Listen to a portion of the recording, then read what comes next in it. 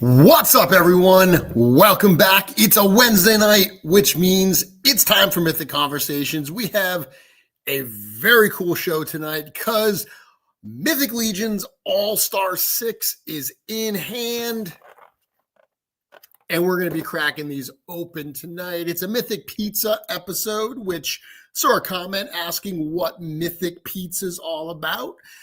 So I'll talk about that. I'll explain that story and tell that again for anyone who's new. But we're going to have a great evening tonight. I mean, is there anything better than getting in new figures?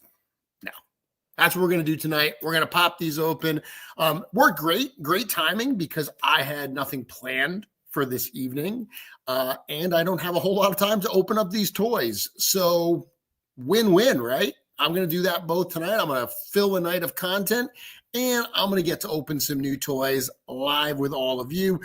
Of course, tonight we are streaming on both the Mythic Customs YouTube channel and on the official Full Horseman channel because this is such an important episode.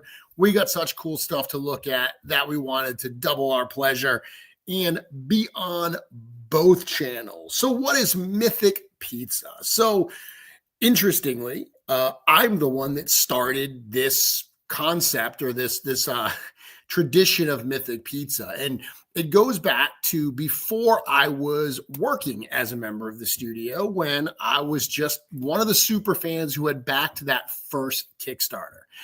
So when that first Kickstarter arrived, as many of you may know, I live in Rhode Island. I don't actually live in Maine. I do live in Rhode Island. It's about 3.5 hours from the New Jersey studio.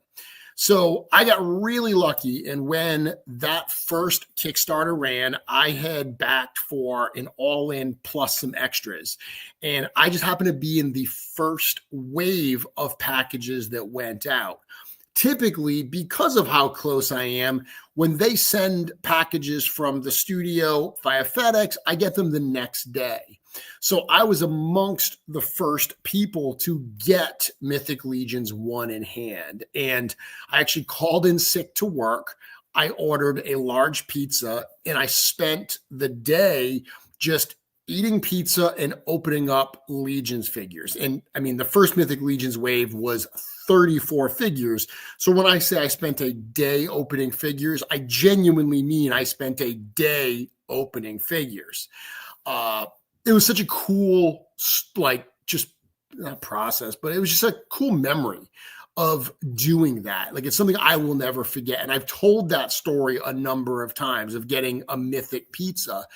And a number of Legionnaires have kind of adopted that tradition and they do it themselves. So whenever a new wave of Legions arrives, whenever they get, I mean, you can do it with any amount of the wave, but all-ins hit differently, right? Anybody who's ever gotten an all-in, especially if you didn't used to order all-ins and you started, all-ins just hit differently. When you get that in and you open it up, like today when I got mine, I put a little teaser on the Cabal of just the front of the box, just, the cardboard box. I almost wanted to open it up and photograph the inside of the all-in, but I wanted to preserve that for people to experience it for themselves. I don't want to spoil that because it's when you open that up, first off, the way that the factory packs all-ins is, I mean, it's like a game of Tetris, how perfectly they're able to pack these things. So I love when you open that up and you get a glimpse at every single figure in the wave, every single item in the wave packed expertly. You start pulling them out one by one. It's just something really special. So the fact that people have adopted that tradition of Mythic Pizza, I think it's pretty awesome. It's one of the weirder contributions I can say that I've made to the Legions community. But I'm also at a different, not location tonight. So I'm usually right back there. So you can see right over there. That's my workbench. You can see all the Shoguns up there. That's usually where I'm broadcasting from. That's where I work all day. This is the area that I'm in. This is the new house that I have. So this is my collection room, office, workspace. It's everything. This is my space down here. Because I wanted to have more room instead of like setting up a little table next to that. If you look on the Cabal earlier, I posted a photo of kind of the middle of the collection room. And a lot of people asked, oh, where's that table from? It's actually a bar. I'm sitting at a bar right now. I'm standing at a bar right now. This is the bar that was here when I moved in, because this was kind of like, it wasn't a man cave. It was more just like a family space where the previous family would hang out. So they had a bar here. And that's what I'm using right now. That's where I've got everything set up. It's a nice large space, it's a great place to actually broadcast from. You can kind of see behind me, I have a wide variety of items, but you can see these are my non-Legions area. So you can see I've got some Mondo Masters over there, just some random stuff. There's some NECA over there, Nightmare Before Christmas in the corner. Further, there's Mezco over there, but realistically, all of the Legions are on the other side, and I can't even see what I'm doing right now. But this is the rest of the room, and that's really where all the Legions are. And then in the center, I have just a big giant table that's got a whole bunch of stuff on it: Marvel Legends, GI Joe, Classified. A lot of stuff going on. So I will do a collection tour someday. Dub last year when he was at my old house, my old collection room after Legions Con last year, he did a really cool tour. So I'll have to do something that here as well. I'm also hoping one of the things I want to talk about, and I can actually bring it up right now,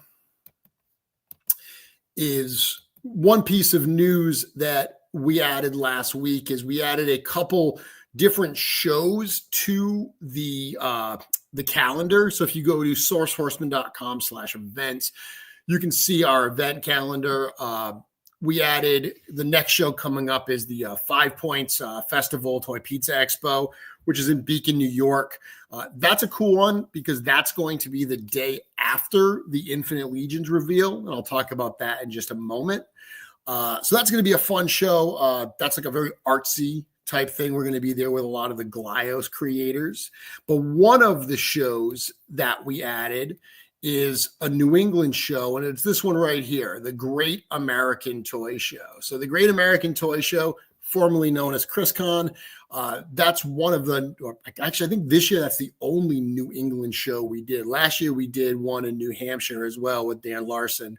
But this year, I think this is really, oh no, we did a Connecticut show. Connecticut's like the weird New England state because like part of it feels very New England, like up northern Connecticut. And then when you get southern Connecticut, it feels more like New York.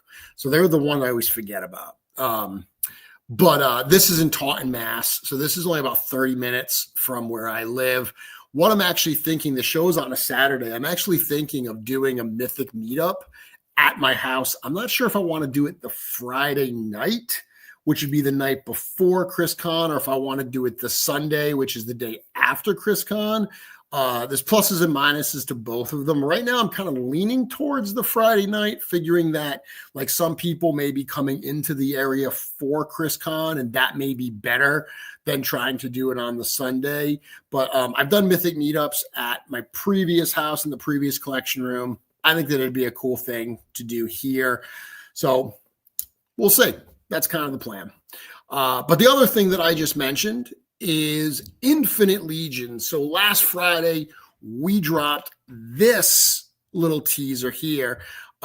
This is a mashup of the Full Horseman skull logo mashed up with the Faden character from Onel Design and Glyos. So in the true sense of Infinite Legions being a collaborative type experience, this graphic was started by Eric Treadaway. So he actually, sketched this out and kind of sculpted this and then he handed it over to Nate Barch. Nate Barch did all of his part to it. Then it got handed to Matt from Onell Design and Mark Bodette from Onell, and they ended up taking it home and putting up all the finishing touches before bringing it back to Nate to finalize the files and so forth. So once again, all four of them had kind of a hand in this. And I mean, that alone really is exciting. This Infinite Legions line and project has me so excited. Like, just the process of being able to work with Matt and Mark and everybody on this has been a true delight. But I can't say too much about that because I don't want to reveal anything, yet, because the reveal is going to be coming up in a few weeks. So on Friday, June 6th, time is still to be determined, but probably like 8 o'clock. We're going to be doing a live stream right here on the Four Horsemen channel where we are going to be revealing this figure fully. Now, we did a teaser of the Infinite Legions fade-in figure at G-Con last year, but that was just a teaser. It was a bit of a render. It's now come full circle. It's a full figure. It's going to be a really cool presentation. So definitely want to check it out and learn more, not only about the Infinite Legions fade-in figure, but about Infinite Legions itself, because this line that we are working on is one of the things that personally I am most excited for in our current stable of projects. It's definitely something that I think is going to surprise some people this year and hopefully for many years to come. Very cool. That would be 8 p.m., not a.m. No way these guys are waking up at 8 a.m. to do a live stream with me. Okay, let's see. Yeah, we got Trevor in the chat here. Trevor saying, can't wait for people to see this. Very, very cool.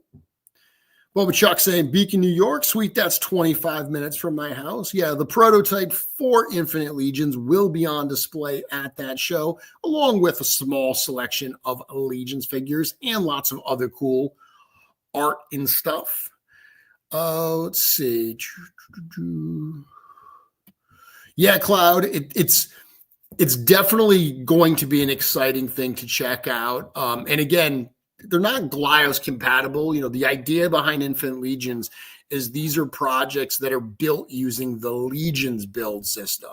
So if you dig Legions, definitely something to check out. And one of the cool things about Infinite Legions is similar to Figure Obscura, where you never really know what you're going to get from release to release. Infinite Legions is going to be like that as well. It's going to be us working with different creators. And, I've seen a lot of people suggesting like, oh, they're going to work with AWOC and Plunderlings. And you guys, people are thinking way too small. And I understand why, because they're thinking that, oh, well, we're working with Matt and Onell Design and longtime friend, Legions Con exhibitor. So they're kind of looking at the floor plan of Legions Con, and they're saying, well, who else are they going to work with?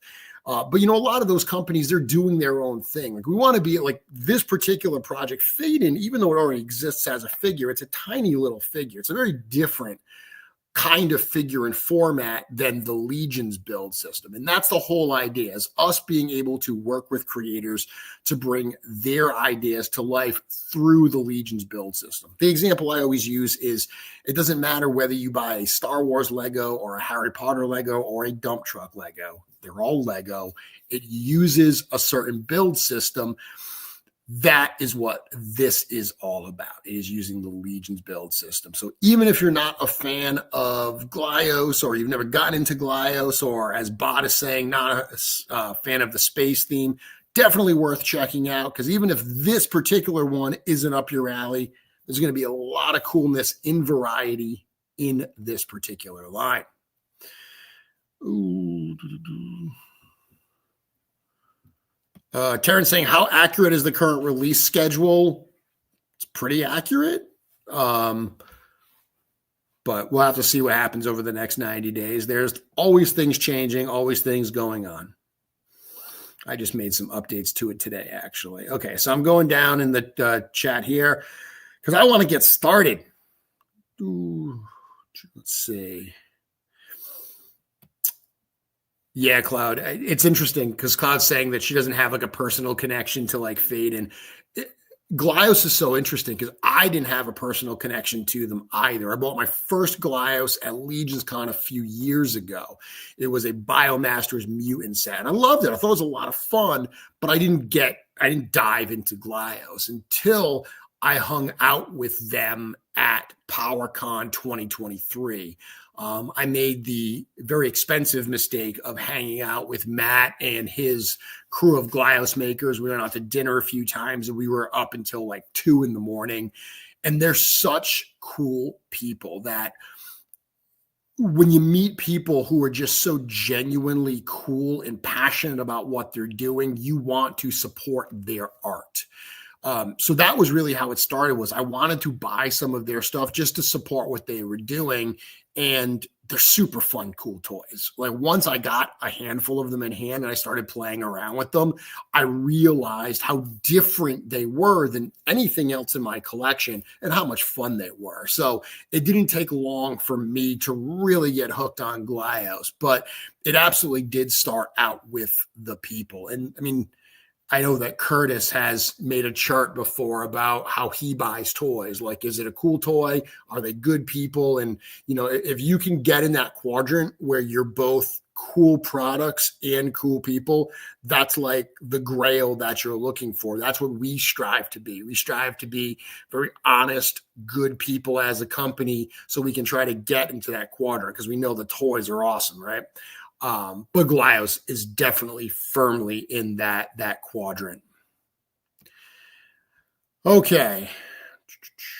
Yeah, street date on Allstar 6 is definitely August 16th. So let's talk about what's going on here. What's my favorite toppings on my Mythic Pizza? Curtis, I'll be honest with you, I'm a cheese pizza guy. I really just like a plain cheese pizza.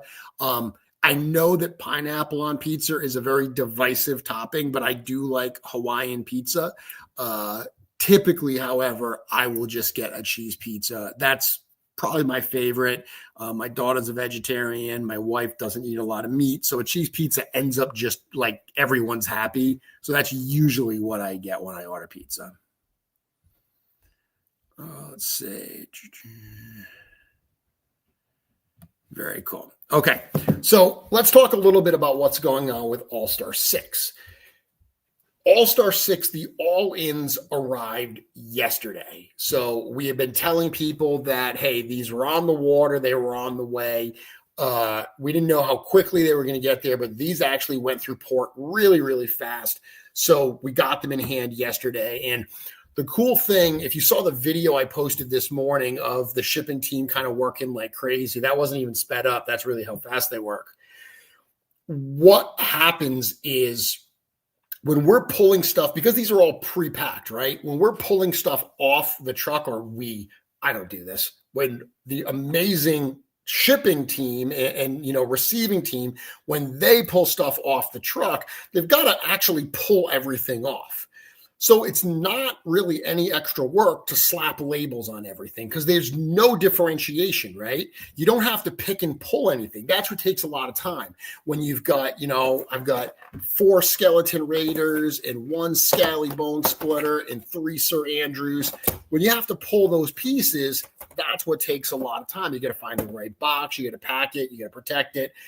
All-ins come fully ready to go. So every single all-in is the same. Slap the label on, get it out. So they're able to literally get hundreds and hundreds of orders out as they're actually coming in. All of that, the work has to be done to pull the stuff off the container. So to label it while it's pretty much coming and then just get it right back out, it's really not a lot more time. I saw some people actually, because we are still shipping items from the in-stock sale. So the in-stock sale we said was going to take 3 to 4 weeks to ship. We're still well within that time frame, and they're still working every single day on those. And I did see some people kind of groaning a little bit that we had shifted gears from doing the in-stock shipping to ship out these. Minor, very, very minor amount of time. Again, they had to stop what they were doing to receive the new stuff anyway. And there, as George said on the afternoon show, there's really nowhere to put it. So getting it all right back out, it ends up just making a lot of sense. Trust me when I tell you that the shipping team at Full Horseman Studios, they have this stuff figured out. We wish we were Amazon and we had robots. Actually, I don't wish we were Amazon. I don't wish we had robots because I love our shipping team and I think they're freaking awesome. But they are not robots. So it does actually take time to get all of these out, but you will not find a harder working crew of people. Cookie and his gang, they're absolutely awesome. So they're busting ass getting this stuff out. They took a little bit of time off to receive a container and get that out. But what that means is these are now arriving. Now, the rest of the Allstar 6 stuff is on the way to us now. So unfortunately, these all-ins, they didn't miss the tariffs, okay? There was that point where tariffs were rising really, really rapidly and steadily. We were able to get the all-ins out at the lower end of that tariff situation. So while we certainly paid a sizable tariff bill on these, it was at least something that we could reasonably absorb as a company because we did not want to have to go back to anybody and ask for more money. That's just not a trigger that we want to pull. Unfortunately, the rest of the Allstar 6 stuff, we just couldn't get it out before the tariffs had risen to 145%. And it wasn't feasible for us to ship. We knew that was such a high number that something had to change, right? This wasn't going to be a permanent solution.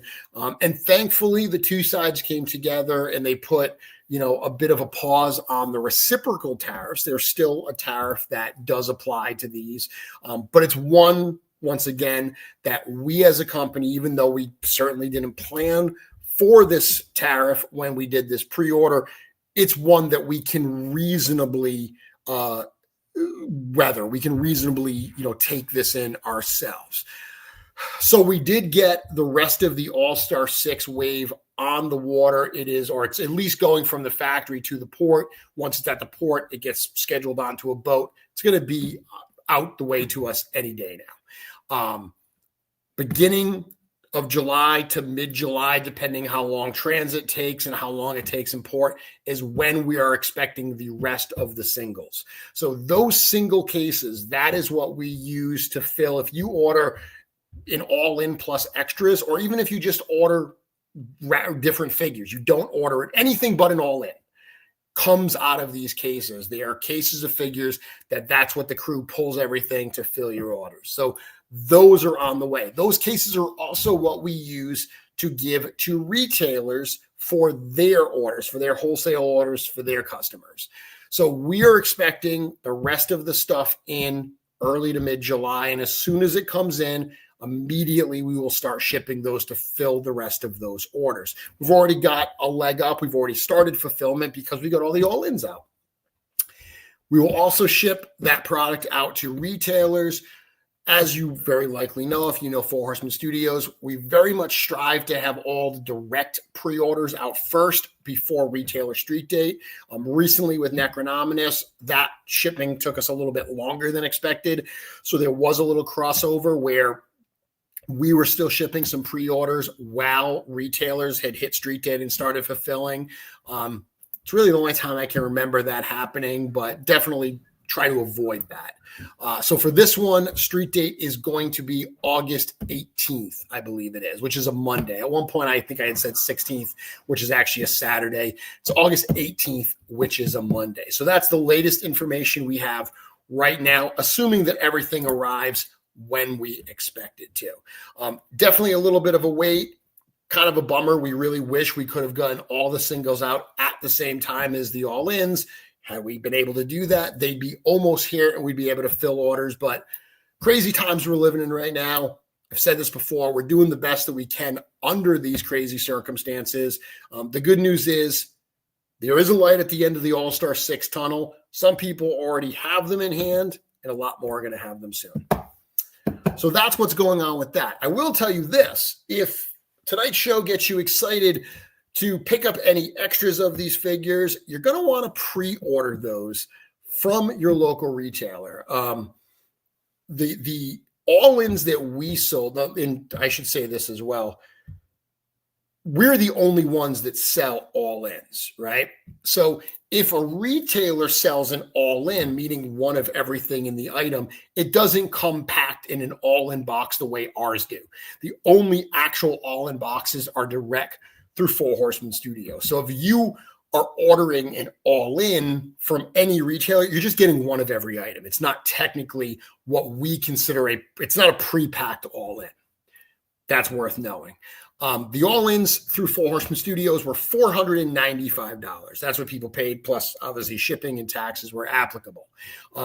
Those same items from like at retail are $700. So it's almost actually more than a $200 savings by going direct. And the reason I'm saying if you don't have yours already pre-ordered, you want to do it now, is once these arrive and we start selling them at shows, they're going to be at retail prices, just like we're doing with Necronominus.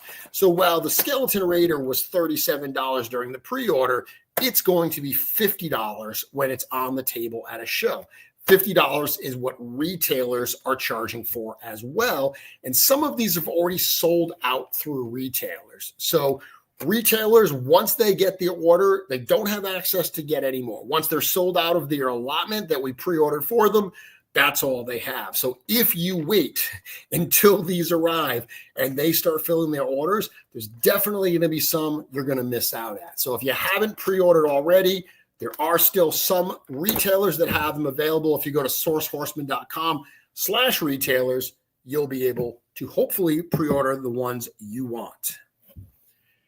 And that's what I've got here. Okay. Awesome. Very cool. Okay, so let's start with the All-Star 6 actual All-Stars figures. And I'm not going to open all these because we've got an hour left and I want to make sure I have enough time.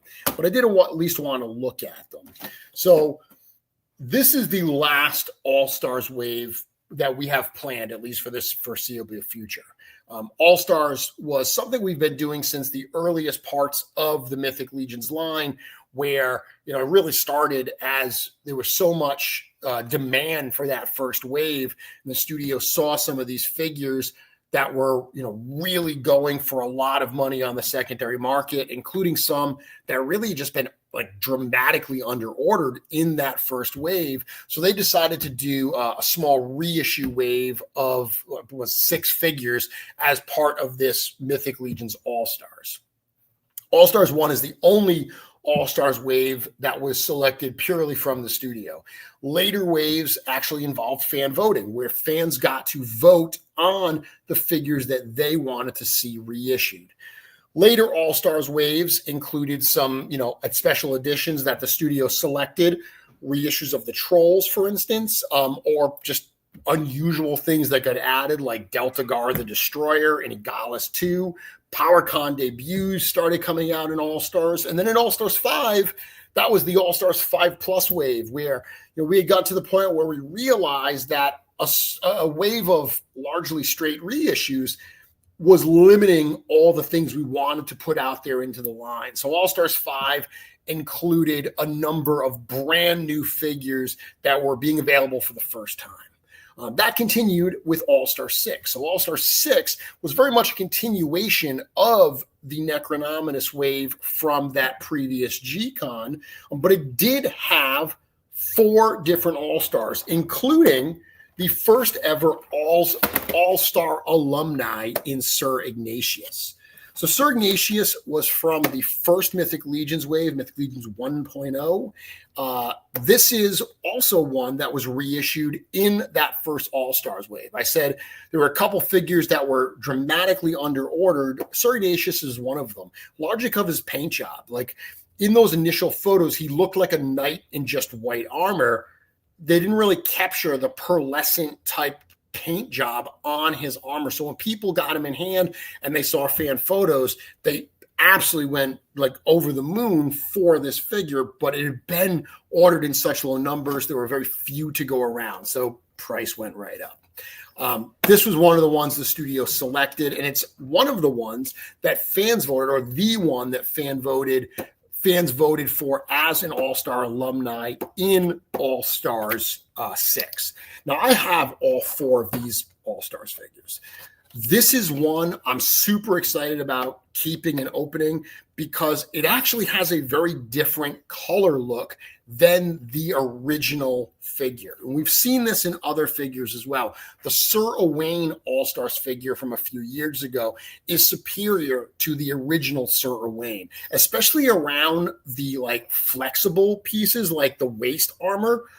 The color on the waist armor now, they're able somehow to make it so much more vibrant than they were back then. So comparing this figure to the original Sir Ignatius, that's a couple things that I noticed is definitely around the waist area, all of that armor, this color is so much richer.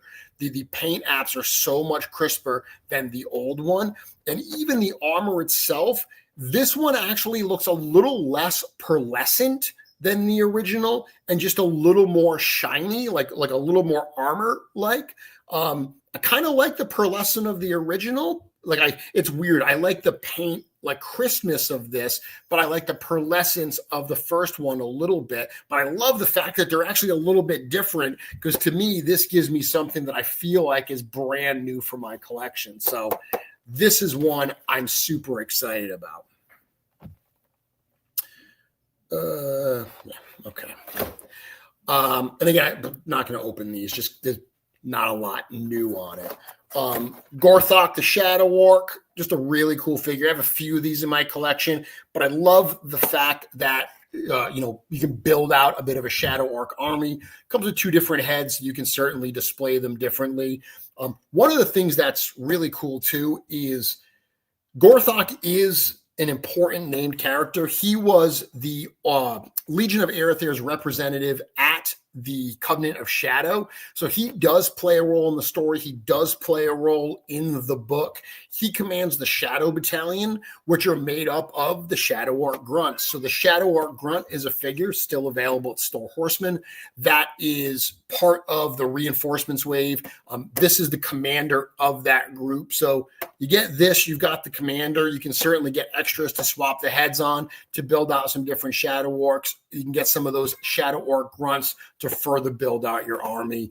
Yeah, Curtis. I know Curtis loves his Shadow Orcs. He loves Gorthok. This is a cool figure. This is a hard one to find for a while. This used to be one of my favorite figures to customize as well because the skin tone was so close to black that it worked really well for a lot of dark customs. I did a lot of like dark fae characters with this character. I also love the armor color, just that like bluish. Lot to love about Gorthok here. Bothar Shadowhorn, one of my favorite dwarf figures from that first wave. I know a lot of people recently have been looking for dwarf bodies, kind of trying to figure out a lot of the, I hesitate to say this because I know what I'm backing myself into, but a lot of the dwarf figures recently have sold out. So people that are looking for dwarf bodies, this is going to be one that's going to be hitting that is going to hopefully fill that need for you, at least until that Exiles 2-pack from Rising Suns comes out and you're able to get that whole new array of dwarf parts into your collection. But Bothar, by today's standards, definitely a somewhat basic figure, but I think the simplicity of Bothar is one of his strengths. Just a cool looking evil dwarf. So definitely a cool one there. Curtis actually said unknown one is the Gorthok accessory pack. Dennis Derby was just talking about that the other day about mixing Gorthok parts with unknown one parts. Yeah, those are a great combo right there for sure. You nailed it, Curtis. Last reissue is Clavian, the red skeleton. A lot of skeletons in this wave, so he fits right in. This is one of the more unique skeleton colors in the line. Of course, not the only red skeleton in the line because we do have Pelvicus as well. Pelvicus's bio actually ties it into this character in these magic huge skeletons. So this is definitely a fun one, very different character. One of the original designs from the pre-Kickstarter era when this stuff was planned to be, ironically, a Glyos compatible 4-inch line. Clavian was one of the figures on display at Toy Tokyo for the Toypocalypse show. So cool little piece of history here, and this is just a good one. One head. I mean, these are the older figures that before we started packing just an insane amount of stuff. And ironically, it's like when you get these figures in, if you want kind of a sense of why we moved away from All-Stars, open up one of these figures that I've just shown, and then open up Sir Enoch or Thoras and see the difference between those two, between the soft goods, the extra hands, the extra heads, just everything. That's why we've moved away from All-Stars, because as cool as it is to reissue stuff, these are not our best products anymore. We've evolved to a different thing. So, but the cool thing is that's where stuff like Legacies of Mythos are going to come in, allowing us to do new versions of some of those old characters. So very cool figures there. A nice array of different figures for All-Stars. We got a knight, we've got an orc, we've got a skeleton, we've got a dwarf. So right there, I love the variety. Now, that being said, it is time to look at the newer stuff in the All-Star 6 line. And I'm going to turn this over to you. What figure would you like me to open up first and take a look at? I haven't opened up any of these. These are literally all in package, so I haven't actually gotten my first impressions of any of them. While I've seen the prototypes for, 2+ years now, and I've certainly handled the prototypes, I've mentioned before that playing with, I don't play with the prototypes. They're terrifying to even touch them. I really don't put things through the paces and enjoy them until I get my figures in hand. So this is my first impression as well. And I've got comments like, let's see, Enoch, the ogre, Thoras, belt packs, Thoras, Andrew, Enoch, Thoras, Enoch, Barodac, Enoch. Looks like a lot of variety here, but I'm seeing a lot of Enochs. So he's one of the ones I was genuinely most excited for. I'm going to start with him. This is one of the figures that I happen to know right now is sold out at Big Bad Toy Store. Now, Big Bad Toy Store is, of course, only one of our retailers. We have plenty of them at saucehorseman.com/retailers. But Big Bad Toy Store is certainly our oldest and largest retailer. So them being sold out is certainly a sign of the popularity of this particular figure, which means that if you haven't picked up Sir Enoch, that is definitely one you are going to want to pick up. So one of the things I love about these new packages is back when we did All-Stars 1 as well, but back when we did 1.0, you had the figure in the tray and all the accessories, everything was in a little baggie, right, behind the package. All of these are interesting because these now have trays in them like we've been doing with figures recently. So when you open up Sir Enoch, you've got this cool tray of parts behind the figure. Then you've got his soft goods cape, pack of belts, and then you've got Enoch himself. I wanted to pre-open these because I know that this takes time, but I really didn't want to play with any of this stuff beforehand. So if you've gotten the Necronominus wave and you've gotten the Sir Elijah from that wave, this is going to be pretty similar. Elijah and Enoch were designed at the same time. Their names are actually taken from a Bible story called The Story of the Two Witnesses. So their names go together just like the characters were meant to go together. So it's going to be very, very similar in terms of the overall build, in terms of the feel of the figure. They both, have the soft goods tunic and skirt and everything that we've got here. Now, the difference on this figure is if you've also got the Sir Gideon figure, Sir Gideon has the more ornate armor. This uses that more ornate armor, but painted very, very differently than Gideon. So it is definitely a cool look and a more detailed, a more ornate look, I guess, than Sir Elijah. Sir Elijah is great with that dark coloring, but this one hits a little bit differently because of the colors it actually uses. Opening up the belts. I mean, these belts are a game changer. I know someone said earlier about the belt packs, and the belt packs are here. These are the black leather and the brown leather. So incredibly cool to get stuff like that. I remember when Joe and I were first talking about that, and he came up with this idea to do this belt pack, and I was immediately like, yeah, that's going to be a lot of fun, because you're right. I mean, I can remember when the original Mythic Legions figures came out, wanting extras of those super basic belts. So these more elaborate belts, yeah, these are just an absolute gift here. That's going on. Okay. Very cool. Pop in these little pauldrons. I shouldn't do that, because that's the one thing that's a little tough. Oh, no, that's not too bad. Finding the pauldron hole through that soft goods, but they're cut really well, that it's not terribly difficult. This one looks a little misaligned over here. And by misaligned, I just mean that the fabric is not currently lined up directly with the soft goods. So I'm going to hold off on that. So, I mean, secondary head, and it's a cool head. I want to say it's one that I would use if he didn't come with that cool Sean Connery looking head. But let's be honest, I'm just going to get an extra.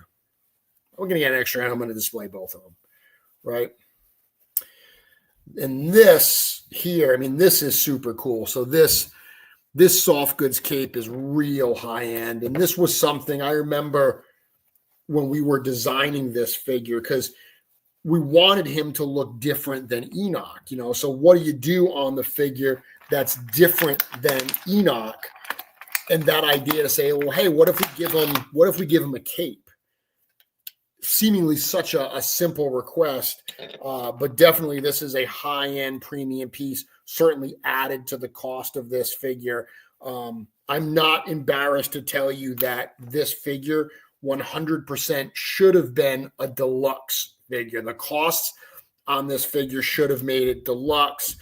Eric really wanted to keep this at a standard figure price. So a little bit of a gift to all of the fans out here. One thing that's cool too, I'll show you is, if you don't want those wings, it's also got kind of those scallop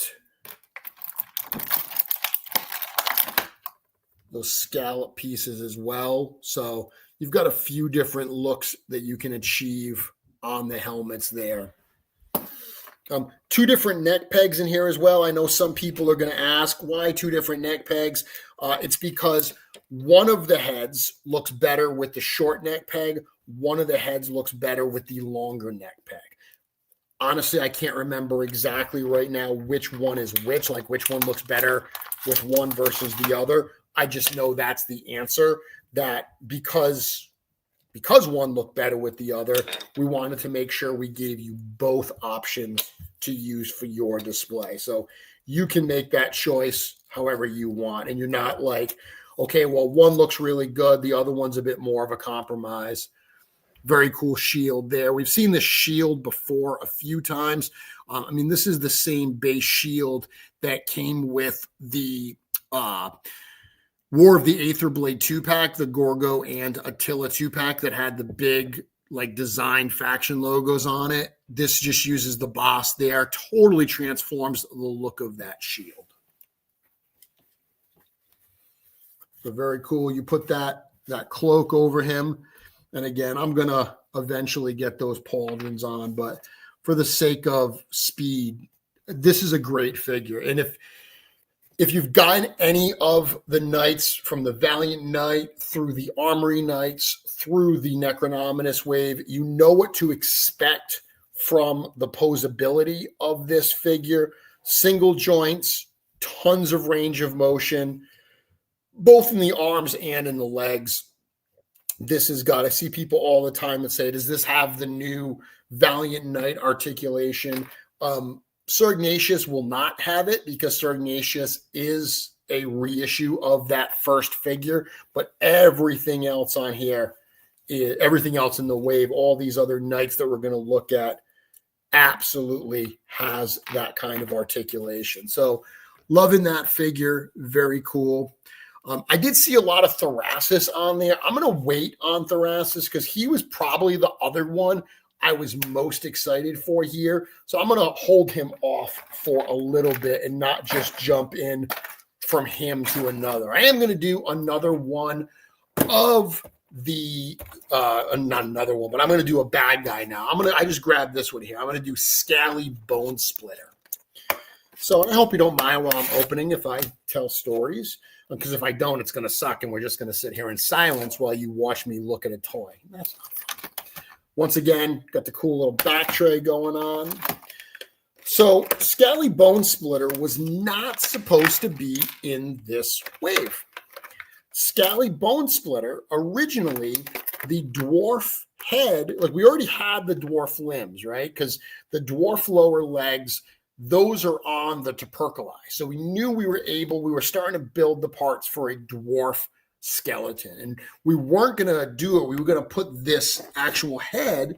It was going to be part of the Undead Heads pack. So the Undead Heads pack was originally going to include that, but we kind of felt bad giving people like the parts to make a skeleton dwarf spread across multiple releases. Like, well, you got to buy the tuberculi to get the lower legs. You got to buy this figure and buy this. So we were like, that feels a little too like predatory. Let's actually make a dwarf. Let's make a skeleton dwarf. We know that that's going to be a popular figure. So that's where Scally Bone Splitter ended up coming in. And again, a perfect example of just adding value. You know, this second head, this was added after the fact. Like, you know, this was just saying like, hey, we love to add a second head. It always adds some value. You know, Joe looked at some pieces and this was the one that he proposed. But I mean, interestingly, tonight, my son Jacob, who people that go to Legions Con have probably met Jacob. People that went to Shop the Curiosity recently got to see him. When he came down and saw these figures, this is the head he liked. So it really shows me that even though this is a brand new head, so for me, I have this head on something, not these earpieces are new, but you know, I look at something like this and I'm just like, dude, that's how I have to display this figure by default because that's brand new. But there's always new people coming into this line, and for somebody that might be a brand new head, and that may be how they want to actually display it. So just another example of us adding value to these pieces to allow you to pick and choose how you want to display, or to give you an incentive to buy extras, display it both ways, which is certainly what I suggest. Okay, so Sir Enoch. Super excited for Sir Enoch. Knew I was going to love it. Lived up to all my expectations. Scally Bone Splitter. Probably one of the ones I was less excited for in the wave. And that's not a negative, right? There's always going to be some in the wave that you're less excited for. This figure's blowing me away. And again, it's such a difference than Sir Enoch. Sir Enoch has so much going on with those soft goods and that great, you know, head sculpt and the accessories. This, by comparison, there's a lot fewer new parts in here. We've got that Pox's torso, which is certainly great. We've got, you know, dwarf. I mean, the fact that he's got these lower legs is because we needed to keep him a dwarf, and that's all we had at that point. But despite the fact that it's parts that we've seen a few times, this thing in hand is so much fun. This is a fun figure. Like, people are going to really, really dig this. One thing it does come with that's kind of new is these skull pauldrons, right? So previously we had seen one of these skull pauldrons on the Deluxe Legion Builder Gladiator figure, but it only came with one, drive all those people insane that want to have synergy between their figures. But this is the first time that we've actually gotten both of the pauldrons on the figure, or like for the figure. So that right there is pretty cool. I'm going to arm them up there. But even that, like, dude, like, look at this. So the paint job on this, like, look inside of that. That's the inside of the pauldron. You are never, ever, ever going to see that, right? When it's on the figure, you don't see it. It's painted. Like, that's attention to detail right there. That's what we're giving you here. And again, at pre-order discount, this was a $37 figure. One of the things that we always try to do, because at retail it's $50. We want a figure that at the $50 price, you pick up and open and go, I can't believe this is a $50 figure. This is amazing value for that price, which just makes that pre-order discount insane. Insane value. That is really our goal. Okay, so there is a serious problem with this figure. Serious. He comes with two cool weapons. He's only got two hands. He's got that cool dwarf, almost like cleaver-like sword, which I love. He's got that hammer there, and he's got this axe. Right out of the gate, you have to make a decision. He's also got the shield. So if you want him to wield the dwarf shield, you're taking up a hand. So 4 worthwhile things to put in his hands, and you're going to have to decide for yourself which ones. I'm probably going to go with the big cleaver sword and the hammer, largely because that hammer is so new that it still feels very, very fresh. Yeah, Diego saying, you have my axe. That is kind of a generic dwarven thing to use. One thing I will point out is he does have an extra pair of ankle pegs. Ankle pegs are the new wing adapters, apparently. A lot of figures are coming with extra ankle pegs, and it's because some of the lower legs actually use a slightly smaller ankle peg. So Chris has been, when appropriate, packing extra ankle pegs. So depending on the pop and swaps you may want to do, if an ankle peg that comes on the foot naturally doesn't fit, you have a swap out you can do to use some of those lower legs. Yeah, shield hanging off the back would be cool too. So he's only got the one little belt, and it doesn't have like one of the back pieces. But again, it's where belt packs come in. Use one of these belt packs, a lot of different options. These are going to be a lot of fun for sure. So very, very different look from that first figure we opened. And I'm getting very different feels. Like I said, first one living up to the expectations. Second one here, just he's so cool, just packed into this little tiny package, which the dwarf fans are all like, there we go. There's a message for our year of the dwarf. Lots of cool packed into a little tiny package. Yeah. Love it. Absolutely love it. Okay, everybody, hit me up. What am I opening next? Hit me in the chat. Those hammers are sick, Mini Pete. I agree.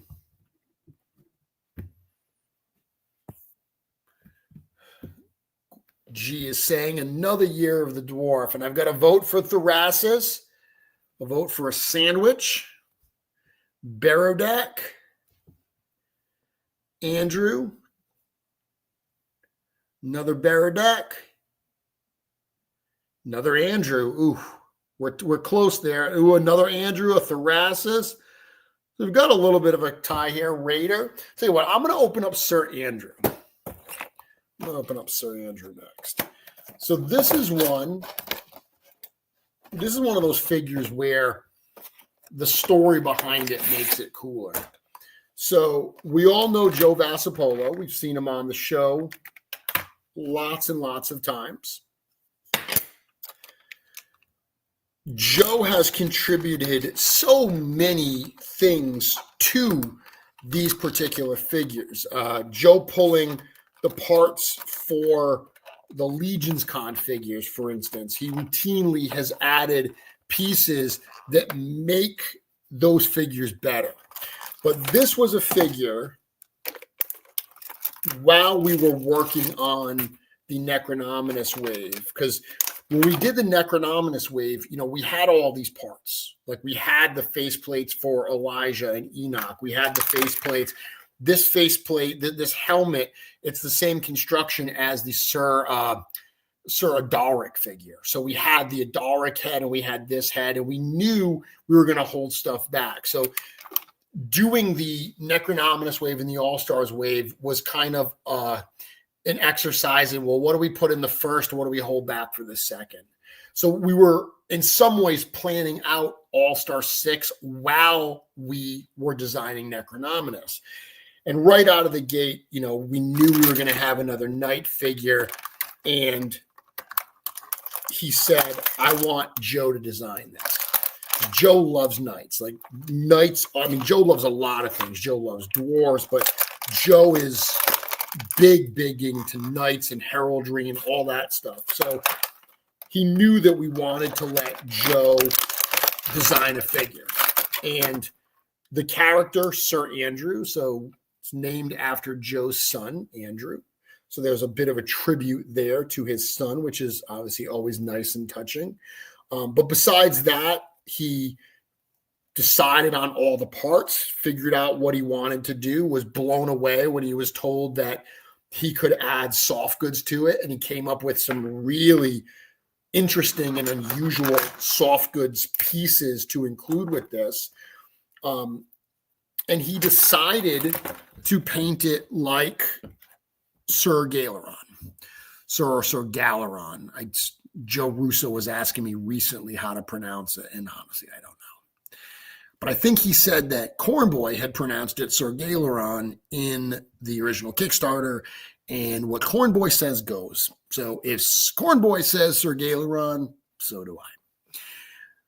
Whatever his name may be, however it's pronounced, it is a very hard to find figure that was almost selected as an All-Stars in the All-Star 6 wave. Because he missed that final spot by not an insurmountable amount of votes, it was a small number of votes, Joe, who really likes that figure, wanted to do something that could be used as, if not a fill-in, at least give that same kind of color pop on your shelf of knights. So this is what he created here. And I will tell you right out of the gate that the face paint on this figure, like the face sculpture in the paint, is without a doubt one of the best I've seen in the line to date. Absolutely. It is absolutely phenomenal. It's a great sculpture, and we've seen this on a few other figures since then. But just seeing it here, it's phenomenal. And that's what it looks like with the visor down. So you've got this brand new, and I mentioned that this is a similar head build to the Sir Adalric. It's the same head sculpture, like the same helmet and stuff, but it's a different visor. So this is part of, one of the things Eric's done over the last few years is build systems. So instead of just building parts, build systems. So the fact that he sculpts this new helmet, but he's got two different visors, two different faceplates for three different ones technically on both ends, because we've got the skull ones as well. It's something that we can add some variety by mixing and matching those parts, by adding new parts instead of having to do a whole new helmet. Just a new, faceplate or a new visor totally mixes things up. So really, really cool to see that there. Other new stuff we've got going on with this figure. So we've got these pauldrons that came. We saw these wing pauldrons for the first time once again with Sir Adalric, but these have different front pieces there. Those little pieces, they literally just pop right out. So again, building systems, Eric builds these pauldrons. He builds these little inserts for them, and we can do some different things by mixing and matching and swapping some of those. Figure does, of course, come with a secondary head because when Joe was building this, he was also creating, kind of an army builder. So Sir Andrew's story is that he's a pyromancer. So he's a fire magic. And as a young child, actually had an accident with that magic, and his family died as a result of that. He was trained by Joran Runeshaper and the Convocation of Basilia to really control that magic. And since that point, he has become someone who fights for the Order of Aetheron and, using his magic and leading a team of kind of warriors called the Repentant, who are all basically former criminals or former miscreants of some kind, people that have done things for which they have to atone in some way. They are who the Repentant actually is. So he leads them. These are some very, very complex and interesting soft goods. So these are really unique. Like Joe really did something. He kind of constructed these himself, and we sent it to CJ to figure out how to do it. But that front part goes over the front there, and then there's some spots for the pauldrons. Definitely one of the things that I will say with this wave, with these soft goods, is you're going to have to take a few minutes with these pauldrons, because especially with the introduction of soft goods, it makes those pauldrons a little more challenging. As a pyromancer, Joe wanted to include some fire magic. So this is the flame effect that originally came with the Irithyr figure. We've also seen it recently. It came with the Arakagor figure, and it came recently with the Stavros figure as well. But very cool here. So it also includes this elven sword, because the elven sword is one of the swords that you can kind of put it on to get that cool burning sword type look, which I think looks really neat. I'll pop in these pauldrons. I'm not going to throw the soft goods on right now, because just even playing around with it, I can tell that I'm going to need a few minutes to concentrate on how to do that.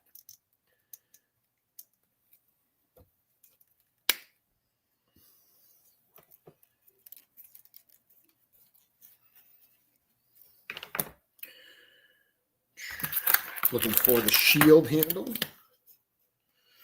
So these figures also come with both the shield handles and the original C-clips. Another thing we have to thank Joe for. Joe's been a big proponent of including those C-clips with figures. I think that there are certain instances where the C-clips work better. There's other instances where the handles work better. So literally getting both of them is kind of the perfect solution, since it gives you the flexibility to use the one you want depending on what you're doing, right? Also comes with a very large kite shield. Love that shield. Looks very different. Yeah, so that's looking really, really cool. This is a good figure.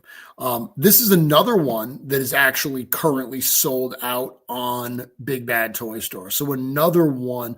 This is one. So Sir Enoch the Templar was a much larger seller than Sir Andrew. So I think that two different things are happening. I think Sir Enoch has just been popular since the beginning. Sir Andrew is one that I think a few people might have slept on a little bit. For some people, I've heard him, there's a lot of people that he's their favorite of the wave. I know the Euro Legions guys love this figure. But I think some people might have slept on it, or for budgetary purposes, maybe said, I'll pick it up down the road. And now they're going out and they're adding him to pre-orders. So he might be another one that's going to be a little hard to find. So Cloud is at home, apparently opening her all in while I open mine, which is a lot of fun. Cloud, I'm happy you're doing that. You're enjoying your time, following along with me. Yeah, this is a really, really strong figure here. How do you use the blue effect with Andrew since he doesn't have a staff? Well, let's see. How could I use it? I mean, you could also use it on the sword.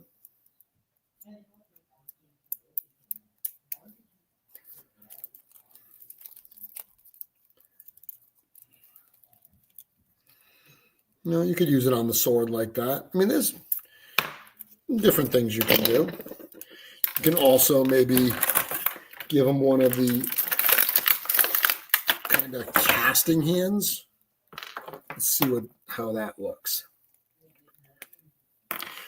And remember, I do have a blow dryer here, a hair dryer, just in case I need it to apply heat to something. Always worth mentioning that when you're opening up these figures, if you feel any resistance, don't force it. Put a little heat on it. Literally 20 seconds of heat can be an absolute game changer for how you're able to display and impose these figures and open them.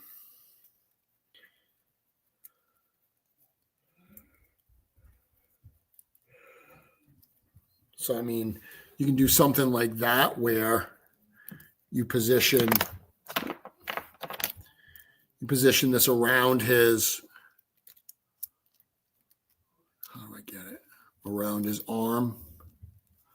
So, yeah, I mean, there's definitely things that you can do to kind of make it like he's casting that spell. Yeah. Something I'll be playing around with more. His helmet does not have a plungy. His helmet actually has a spike. So it comes with the spike, but because it's the same head that comes with a Dalric, the plume from a Dalric would absolutely work there as well. This particular one just doesn't have a plume.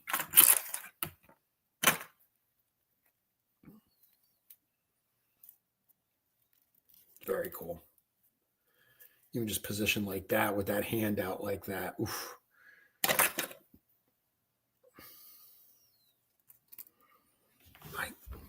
Yeah. Really, really strong figure. Love that. So the figure that I was probably most excited for this wave is the big guy, Barodac. Barodac is the equivalent of the Big Greg figure, right? They're Sir Uchek. So this is the kind of evil version of that figure. Uses a lot of the same parts, of course. This one's got a lot of twist ties in it. So to make this go faster, I brought some little snips with me just to save the time. Anything that's going to get these things open faster, right? Without breaking them.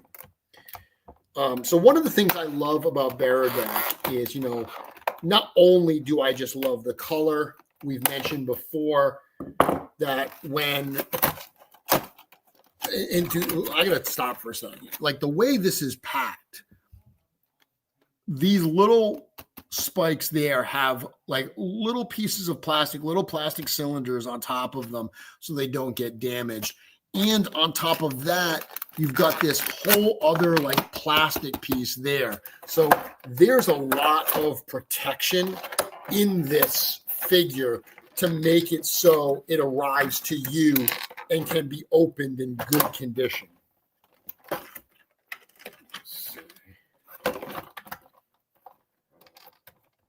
Yeah, these are like fairly hard plastic little sleeves that are over those pegs. So if you saw me on the Collection Nexus on Sunday, you may have seen that I was playing around with this, which is actually a Barodac test shot. So I've had this in my hands for a short time. This kind of was up until now filling that need for me to play around with Barodac.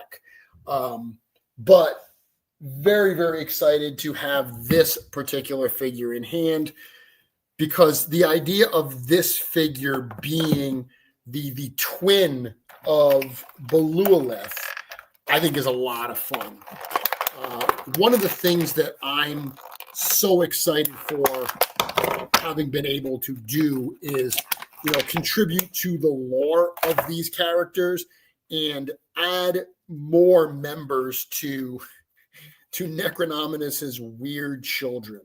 In that first kind of group of figures, we had Malleus, that first wave, the first child of Necronominus. Then in the Advent of Decay wave, we actually got both Morgulith and Brother Mandibulus, the three children of Necronominus. So when we were working on these waves, I loved the idea of adding more children of Necronominus, and that started with Belualith. I've mentioned before that I love the idea of twins that look nothing alike. The Dragonlance books have Caramin and Rasslin, a big burly warrior character in Caramin and a sickly wizard, frail wizard character in Rasslin. I love that contrast of those two different types of characters that are so similar and so different. That's kind of what I wanted to do here with Belualith and Barodac, just by tying them in together. I thought was a lot of fun. Now, one thing I will point out is he comes with two different sets of gauntlets. So he comes with the very knightly gauntlets like you see on Sir Uchak, and then he comes with the bigger, more brutal ones that we've seen on the ogre since the beginning. It's on those are on by default, and that's actually the way I like them better. So I'm going to keep those on.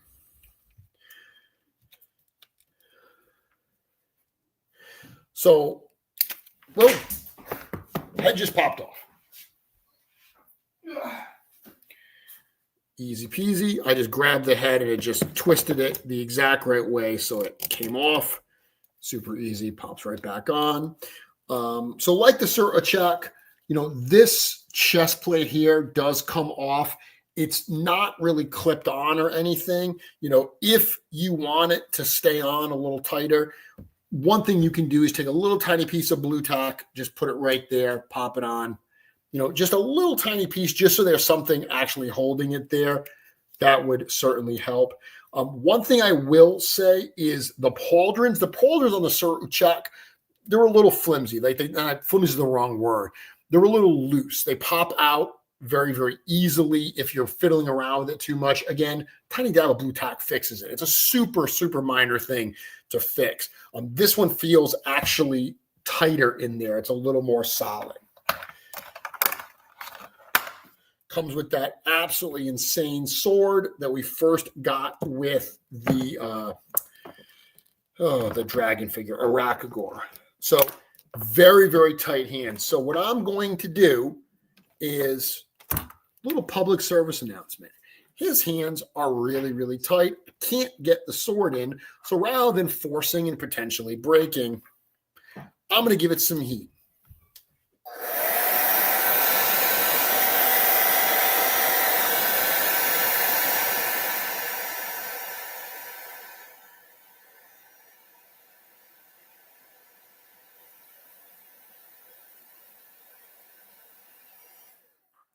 That's about all it's going to take.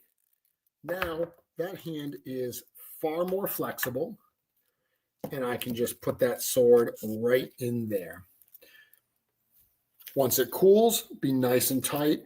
If you have water, you could always put some cold water on it if you want to cool it immediately. But yeah, this figure is, a lot less to play around with than the other figures. It's not like, the Sir Andrew that we just looked at that's got a ton of different ways you could build it out, but the army builder type character with the repentant. This has got one look, but it's an incredibly solid look. And this armor color, that witch's cauldron that Eric wanted Cameron to go for and Cameron just nailed, it's absolutely looking great. This is the figure I was looking forward to the most for a variety of reasons. And I'm not a huge ogre scale guy normally, but this is the one I was looking forward to the most and delivered absolutely in every way. Really, really dig this one. And I mean, just the detail on this thing is just insane. So a lot of similar parts to the Big Greg figure. Obviously, new head, new chest plate here. Again, the inclusion of those different gauntlets. Actually, is the waist piece different? That's definitely different, the buckle. Very cool. Loving that figure a lot. I'm going to change gears a little bit. I'm going to look at this. So we talked about this, or they talked about this on the... Yeah, but all-ins are part of that pre-order. That's one of the advantages of getting that pre-order is you get that all-in. You get the additional discount. So while these are cheaper during the pre-order, the all-in is even discounted further. So we don't order extra all-ins to sell at a later date. That we have in the past had a few extras that we've sold. And by a few, I literally mean like sub 10. But it's not something we do intentionally. So, and I know with these, 0 all-ins left. They're all 100% gone. So no extras. But that's, again, why you pre-order. The head's back. First thing you're going to realize when you get it is really, really light, like surprisingly light. Like I remember when the Xenothon figure from Allstars 5 got in hand, you lifted that up and you were surprised, like you were shocked how heavy it was. This is the exact opposite. This thing is so incredibly light. They talked about it on the afternoon show. It actually has the surprise edition. So that Malleus head in the standard bone color that was not shown in any of the promo pieces. Apparently what happened was that head was in the paint tray to use as paint matching and went over to the factory and they just thought that it was part of the set and they ran it and we never said no. So it ended up in here. So bonus for all of you. This is a cool set. And the fact that you get 6 different bone heads there, plus those 2 zombies, this is an example of a set that makes other figures more valuable or more desirable. And this is something, I mean, Joe's in the chat now. Joe, your ears must be burning because I've been talking about you all night tonight. But Joe's a big proponent of heads packs. This particular heads pack I think is great because it really makes the undead builder pack from the Necronominus wave something you're going to want to pick up an extra or 2 of. And it makes literally any of these bone skeletons something you're going to want extras of. So one of the things that we did in both the Necronominus wave and the All-Star 6 wave was use a standard color for all of the skeletons. We call it our standard bone. What that's going to allow you to do is whether you grab a Tuberculi, a Necronominus, a Scally Bone Splitter, a Maxilius the Harvester, a Skeleton Raider, they all have the same bone color. So you are going to be able to mix and match any of those parts, including with this head pack, to get some different skeletons. Now, what I had told people when the Tuberculi was coming out was I said, make sure you pick up an extra because there's something you are going to want to use this for in the future. So I already opened up an extra Tuberculi. What I did was I swapped it around. So I've got the really long arms on there. And I've also turned the neck around. And that's the neck kind of bends, like curves down and forward. I want to turn it so it curves up a little bit, which really messes with the bones in front. You don't even see it. It's okay. Because the reason is I want to put that gorilla skull head on there. Because that gorilla skull head on this, it's even got those big fists like he's, on the ground there.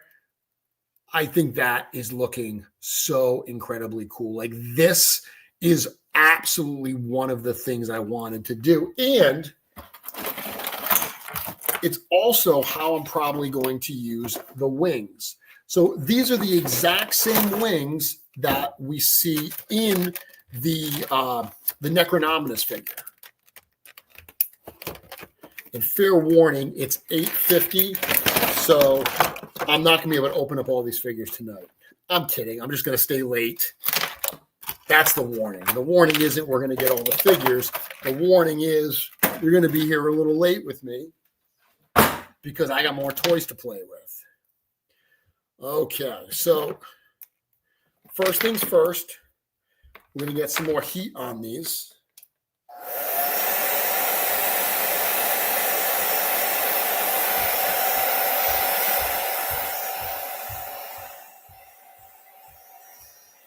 A little dance.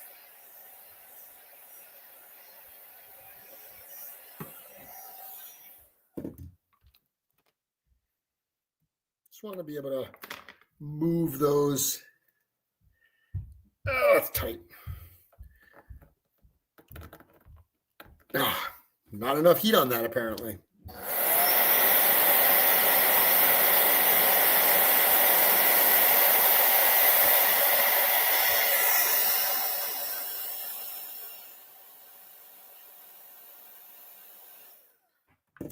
Go. Oof, that is really. So I'm trying to bend that right there, and it's really, really fused. So what I'll do is I'm going to heat up the back of his back parts.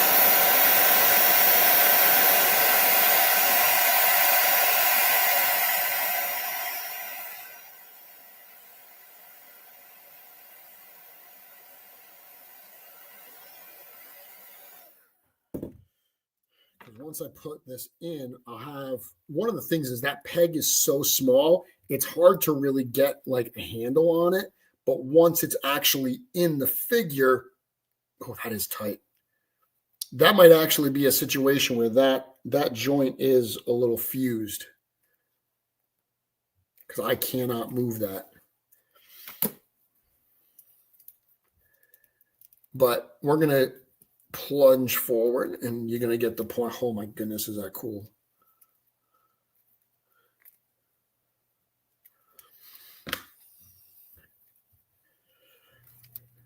Put these. I'm going for a flying monkey right here, guys.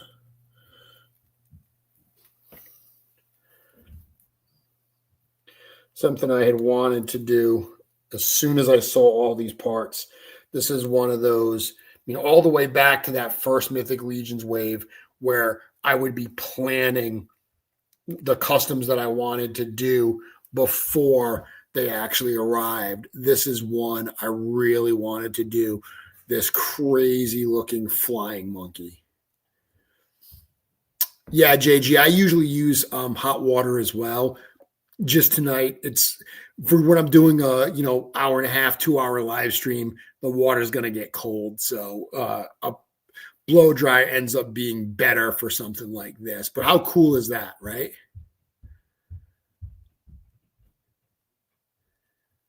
Yeah, really, really dig this. And obviously, that's just with that kind of gorilla skull in there.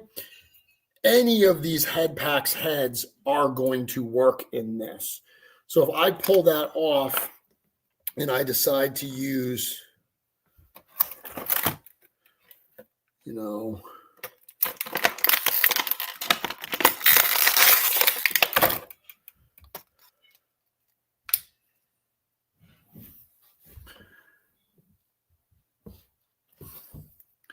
this one does not have an articulated jaw. Neither does this one here. This kind of like this cat head. That doesn't have an articulated jaw either. The orc, the vampire, they all have the articulated jaw. So a lot of super cool options there. But I also mentioned the zombie heads. You know, you've got 2 zombie heads in here. You've got a repaint of Hagnon, and then you've got that head that was originally a ghost inside of the Undead Builder pack.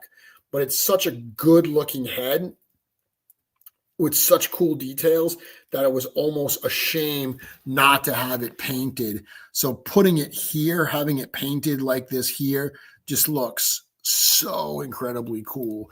And this is also the head that we've repainted scaphoid green to include as a bonus in the Warrior Revenant set for Legions Con.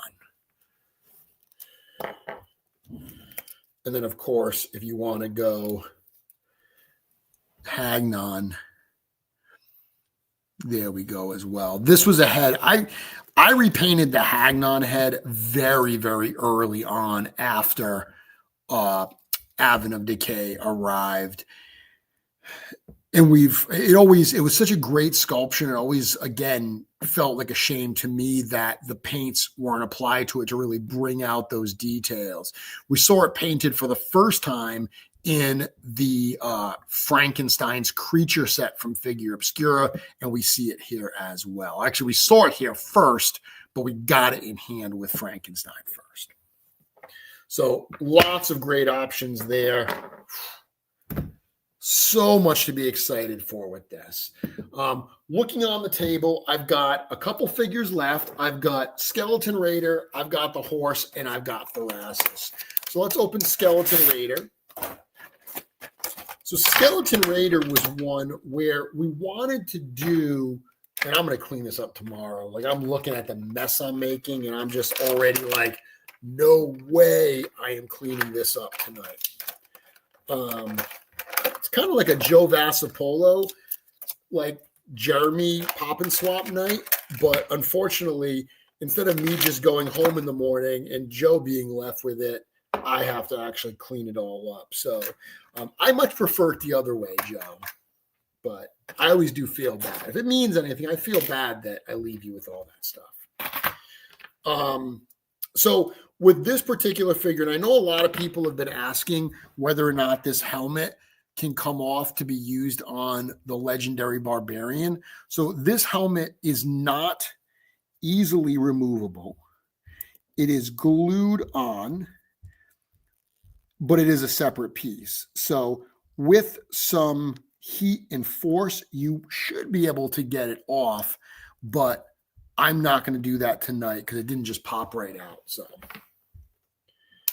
but when we started designing this figure, again, we had this head. So we knew this head has such a classic fantasy feel to it that we wanted to create just kind of like, you know, a classic, like those stop motion Harryhausen type skeletons. Now, of course, we really, really did that with the Skeleton Legion Builder too. We knew that we were going to do that figure. We knew that we had done a bear skeleton under the robes for Maxilius, and we knew we were going to do Skeleton Legion Builder. So for this one, we wanted to kind of armor him up a little bit, but not too much. I love the fact that he does come with this Calavius head, because that, I mean, right there, you're going to be able to make a really cool skeleton gladiator out of this. So there's some cool vibes there. One of the things I love about this figure is the different like bracelets and armor pieces that he includes. You know, that was something that Eric was super excited about for this wave, is just including these different pieces that could be mixed and matched onto the figures in all kinds of ways to really change the way they look. And it's something that the Legions line did not include initially, right? Those early waves, every figure had 3 accessories. Like the first non-weapon like accessory that I can remember coming out was probably like Kratos' satchel.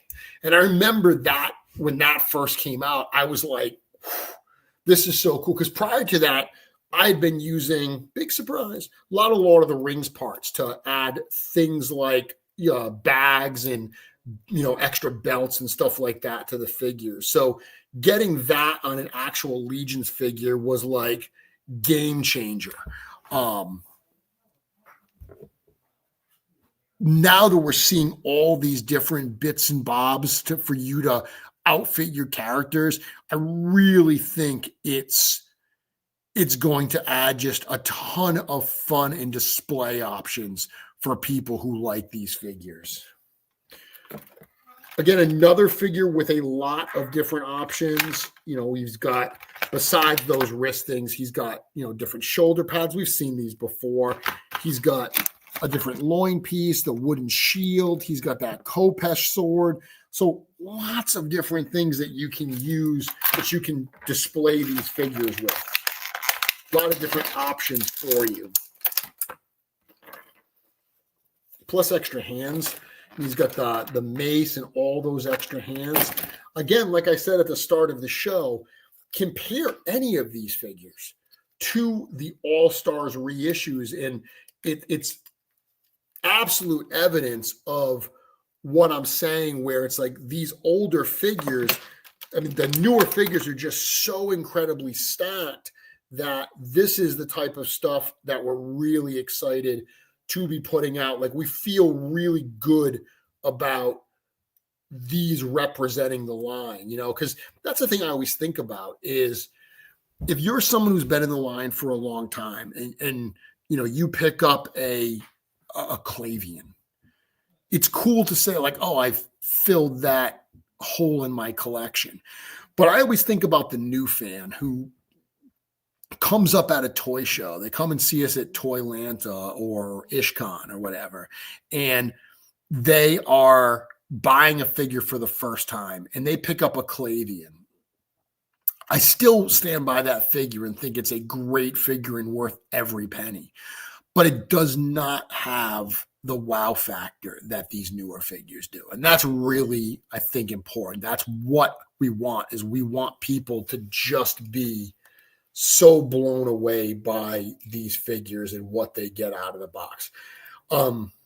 This is another figure like Scally that the design is pretty straightforward and simple, and it doesn't totally blow you away in those initial photos. In hand, this thing is so much fun. Like this figure, all of that hand candy that you got with the Skeleton Legion Builder 2, this has all that hand candy, but with extra armor and weapons and accessories. I think that this, out of the box, might be the most fun figure in this wave.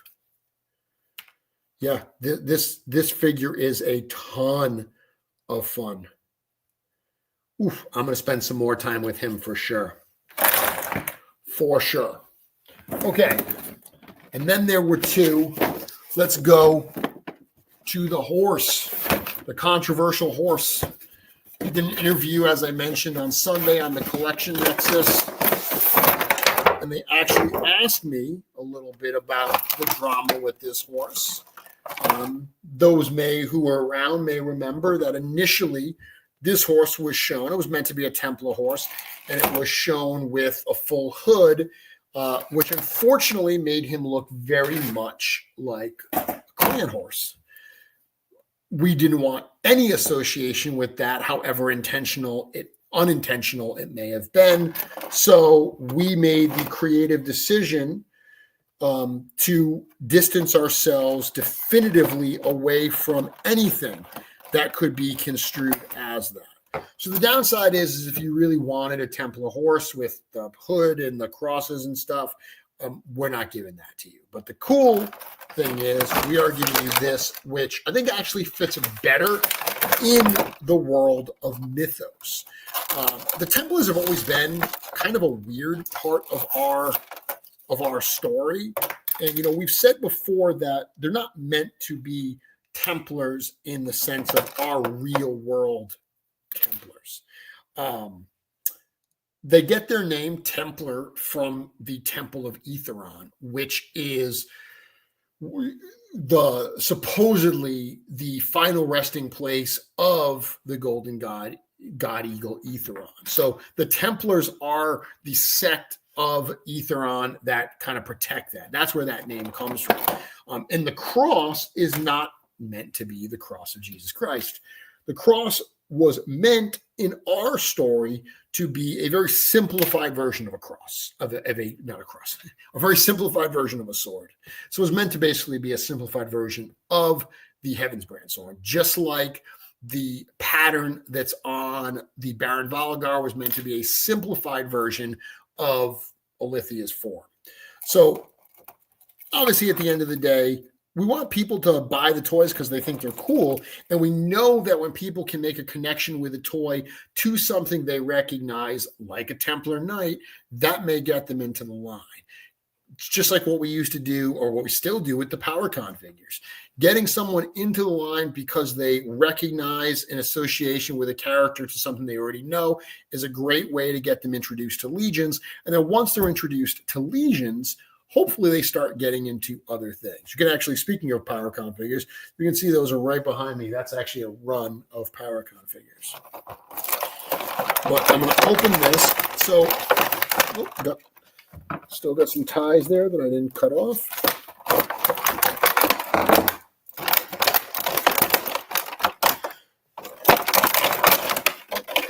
So one of the things that we did with this figure was not only release a brand new horse, Deacon, the Templar emissary horse.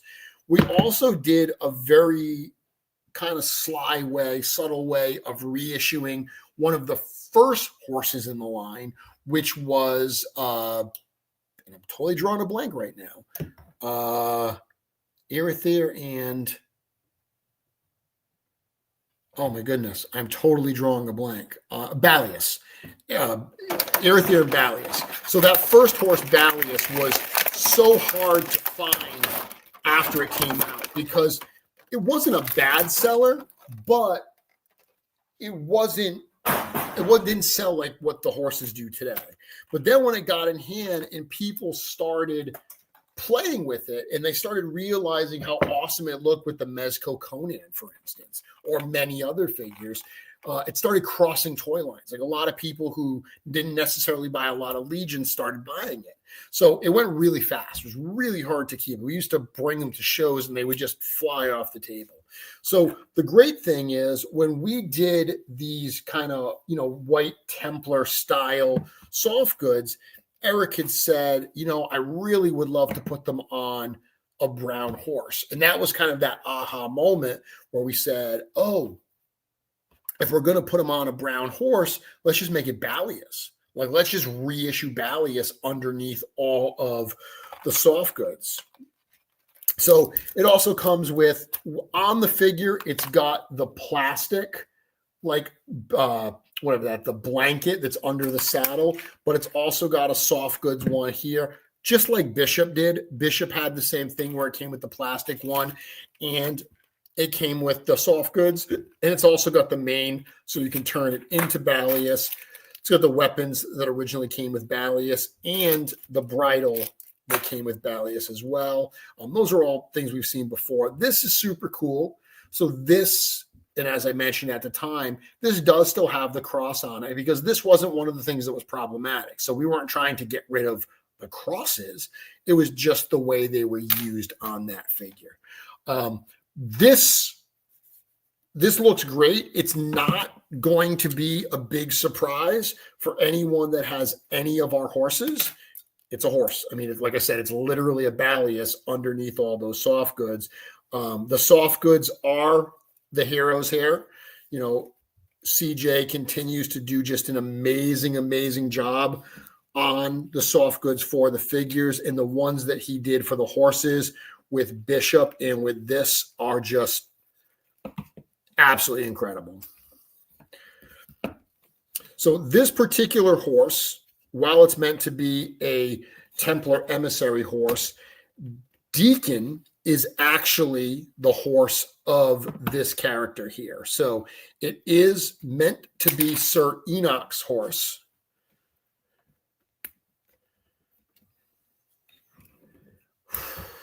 Man, look at that. When I got Sir Gideon in hand and I opened up Sir Gideon and Bishop and I put them together, it was really like, wow, these are two great figures that once you put them together become even better. Exactly the same here. Oh my goodness. Oh my goodness. Together, these things are impressive. Yeah, I'm a little speechless just looking at it. This is something special. And that's, I still have to get all his other stuff on him. Oh. And then you put the cloak on him. Wow. This is good. Another pro tip, Deacon, not a lot of him to go around. So the horses are 4 per case. What happens a lot of times with retailers is they'll just order 1 case of everything, right? Now, a figure like Sir Enoch or Sir Andrew, for this wave, they were 24 per case. So they order 1, they have 24 of that figure. But so many retailers just kind of in their rush to place an order don't always look at case packs and they just say, give me 1 of everything. So they get 4 horses and they sell very, very quickly. We get a lot of requests, like with Bishop, for instance, a lot of people, a lot of retailers saying, hey, I completely under-ordered Bishop and Conibus, the skeleton horse. Can I get extras? And we don't have extras to send them. Even when we go to shows, those are the ones that routinely sell first. We didn't order a ton of extras. So I'm telling you this because trying to prepare you. If you have not ordered, I said earlier, if you haven't ordered these figures yet, don't sleep on them because they're not going to be around at retailers for that much longer. I don't think they will be, at least. I think we're going to start seeing those sellouts, especially now that the all-ins are in. I think people are going to start seeing all the photos that the people that got all-ins are going to share. They're going to watch a video like this, and they're going to be like, oh, I've got to get one of those. And that remaining stock at retailers is not going to last. Now, we will have these at shows in the future in limited numbers at those same retailer prices. So that's something to keep in mind. We don't have a ton of these. This would be one. Just like I said, Sir Andrew, Sir Enoch, they're sold out some places. Don't sleep on those. Don't sleep on Deacon either. Okay, so that brings us to last but not least, and ironically, his name is first. This is Thoras, the First Risen. So Thoras is a character that is another one of the children of Necronominus, and he's actually the eldest child. So in Necronominus's absence, Morgulith, his daughter, has pretty much served in the role as leader of the congregation. But as Necronominus returns, so too does his other children. We've already looked at Barodac tonight. Barodac pairs with Belualith. They're the twins. They're the youngest of the children. They're the ones that are always actually closest physically, like proximity-wise. They're the ones that are always closest to Necronominus. But the one that really goes out to lead his forces, the one who takes over from Morgulith, is Thoras. Once again, absolutely loaded. So we've got his cape here. We've got his soft goods banner. We just saw that soft goods banner. We've got just a bag of parts here. Armor, accessories, belts. This is one of the things that's very exciting in this actual box, and that is the shield of Necronominus. So these shields, these faction symbol shields have been very, very popular. We get one right here. You know, and I liked giving it to Thoras when we talked through that decision, because we've given some faction leaders those shields, right? So Arethair wields it. Attila wields it as well. But then when we did Zylona's flock, that's not the kind of shield that Artemis would wield. She wouldn't have that. So we gave it to other characters in the flock. We made the shield an important part of their character. Similarly with the congregation, Necronominus would not use this shield. So we gave it to his eldest son, kind of almost like as a birthright. I thought it was kind of cool. So he's the one that actually gets to wield it.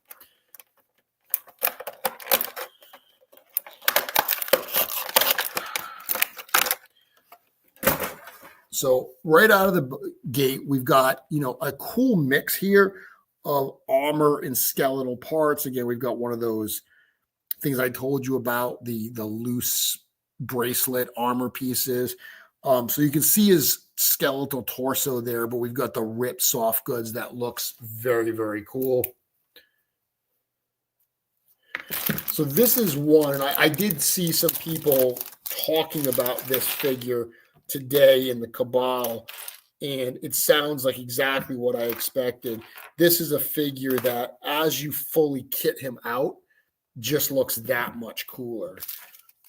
So I am going to do that. I'm going to kit this figure fully out because he's our last one of the night. So that's definitely worth doing. But these are figures that they take a little bit of time for you to play with. And it's interesting because I know there was a debate about that on the Cabal somewhat recently where someone was questioning, the lack of, I don't even know how he put it, but he was basically talking about how these days it's getting more and more complex to play with these figures. They take more time to put together. And that's 100% true. They're more complex figures than we've ever done before. So they're definitely going to take some time to put together. I don't think that's a bad thing, right? Because we want these figures as collectors. We want figures that have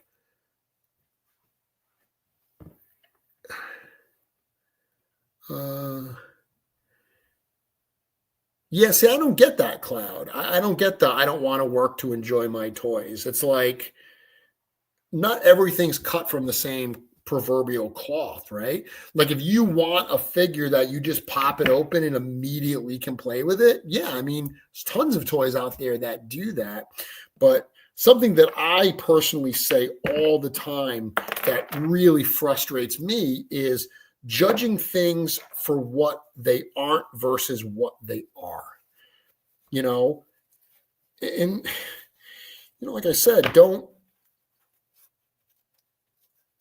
this is what the line is kind of about in a lot of ways these days is, we are pushing the limit with the level of accessories that we add to these things and stuff. And, it's going to take a few minutes. I mean, we're not talking about a Lego set where it's pages of instructions for you to figure out how to assemble it, but it's going to take a few minutes to put this stuff together to get that look. But not everyone. When I responded to that, I had mentioned, Skeleton Legion Builder 2, Tuberculi even. There's a lot of figures that out of the box, Sir Elijah, out of the box, not a lot of putting together on there, pop in some armor and stuff, and they're incredibly playable out of the box. But I'm okay with a figure that takes me a few extra minutes to put together because it looks this cool.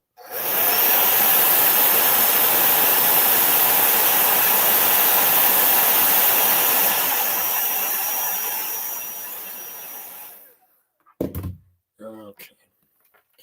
So putting the armor through the holes in the cape, and then now I just gotta get them into the back here. So one of the challenges is definitely that you can only get them so far in. You're trying to put it through a couple pieces of fabric here. So this is one of those things that'll take a few minutes. And then once you find that like fit, once you find that spot, it'll just pop in and it's like, boom, now it's good.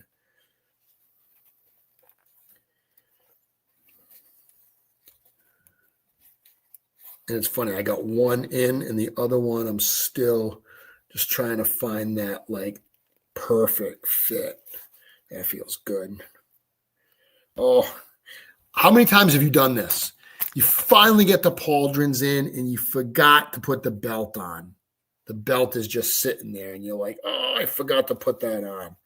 So then you got to undo the pauldrons and start all over again. Happens to the best of us, people. Happens to the best of us.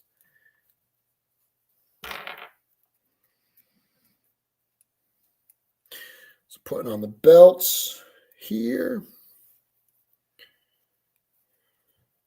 I'm just going for a crisscross pattern. Pretty simple. I'm a simple guy. So there's actually a chain around this. So you just slip the chain over the neck.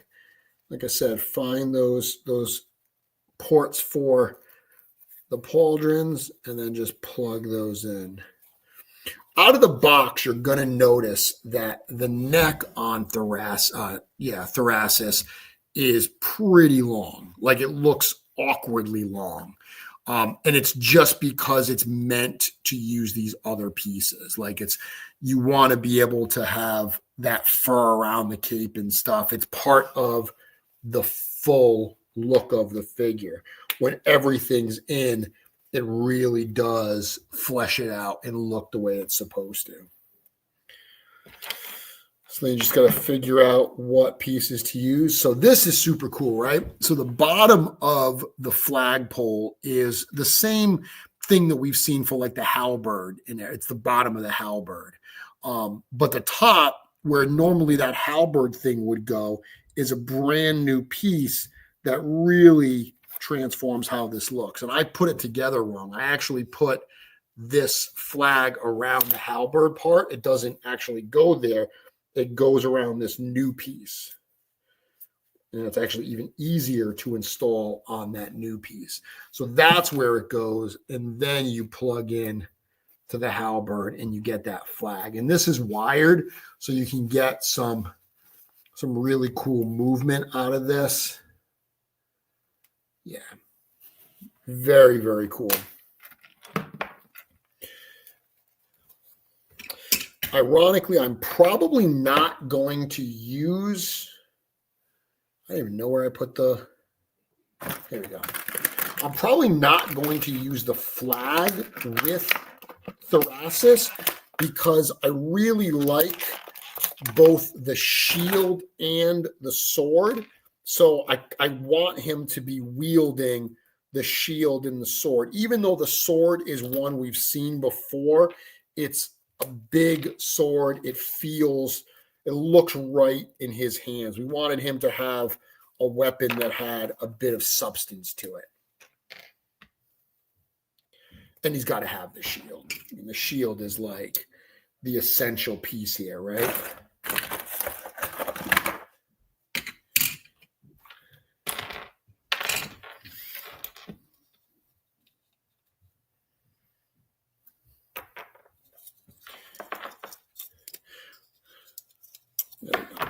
Well, I hope you've enjoyed the show this evening. While I'm finishing this up, I'll do a little bit of housekeeping and let you know that sadly, tonight's show is going to have to tide you over for a few weeks because I am going to be taking a few weeks off. So next week, I will actually be visiting Colorado, going out to Colorado for a few days. So I won't be here for next Wednesday. And then after that, I actually have some just family obligations. My daughter's going to be graduating. I've got family visiting for that. So I'm going to be taking a few weeks off. Of course, you will see me on June 6th. June 6th is the day that we are doing the Infinite Legions reveal. So I will absolutely be involved in that. But this is what Thorasis is looking like. Again, I'm looking forward to spending a little bit more time with each of these, but even tonight, absolutely incredible. This is another one of those figures like Sir Enoch that I was very much anticipating, and it lives up to everything I expected it to be. Wow. This is a really solid figure. Like, this is just a figure. Like, so outside of Thoras's role in our story, this is the kind of figure that if someone's just looking for a cool skeleton Death Knight type character for their collection, this checks those boxes in every single way. Because as much as I love like the Skeleton Raider, those fully skeletal figures, to see a figure like this that's got some of the armor and it's got that shield and stuff, super, super cool. Really digging that. This, I've said that the Necronominus wave I think it was such a triumph for us. You know, I really think it broached some incredible new ground. This wave is just such a worthwhile successor to that one. Once again, a great mix of characters here, even though we're getting a lot of similarities with skeletons and knights. These are our bread and butter, right? These are the things that I think we do so incredibly well. And you're seeing it between the Necronominus wave and this wave. You're seeing it just on display so well here. I love the Necronominus wave, but there are some heavy hitters in this. Skeleton Raider, Scally Bone Spplitter, and Sir Andrew all exceeded my expectations. Those are all ones that in hand absolutely blew me away. I can't really say that Enoch and Thoras exceeded my expectations because I had such high expectations. I don't know if they could have been exceeded. I was expecting them to be pretty much perfect figures, and they absolutely did. Barodac is a great looking figure. Like the ogres, not the most fun figure. You're not going to have as much popping and swapping and playability with Barodac as you do with all the others.